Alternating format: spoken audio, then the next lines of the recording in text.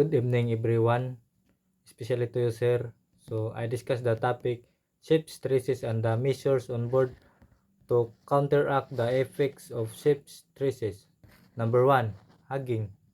Kung ang tunga sa barko gisuportaan sa balod or wave crease, so muben pataas ang tunga sa barko, andek naa sa tension, angkil naa sa compression ug makahatag og structural stress sa taas na parte sa barko. Number 2, sagging. Metabo ang sagging kung ang bow ug stern nasa ibabaw sa wave crease. Epektuhan na niya, muben paubos ang tunga sa barko, ang keel naa sa tension, ang upper deck naa sa compression, posibleng magresulta og deformation sa hull. Number 3, shear forces.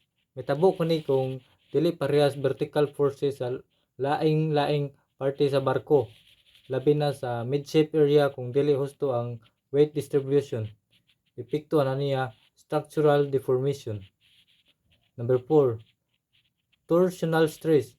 Metabo kini kung matwist ang barko tungod sa dili parehas nga wave action sa port o starboard side o uneven loading.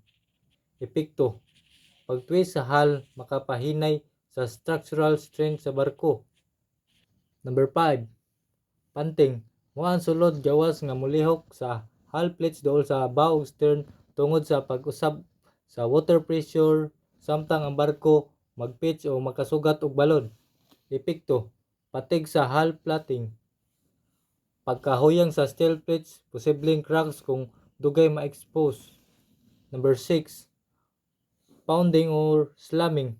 Mao kini ang kusog or bow o flat bottom sa barko, batok sa balod, labi na kung kusog ang dagat o kusog ang dagan. Epekto, localized damage sa bow o keel, structural stress sa forward part sa barko, makapaspas sa wear and tear sa hull. Number 7, rocking. Mao nang side to side nga pagbaliko o distortion sa instruktura sa barko tungod sa rolling sa kusog nga balod. Epekto, stress sa transverbs, frames ug bulkheads.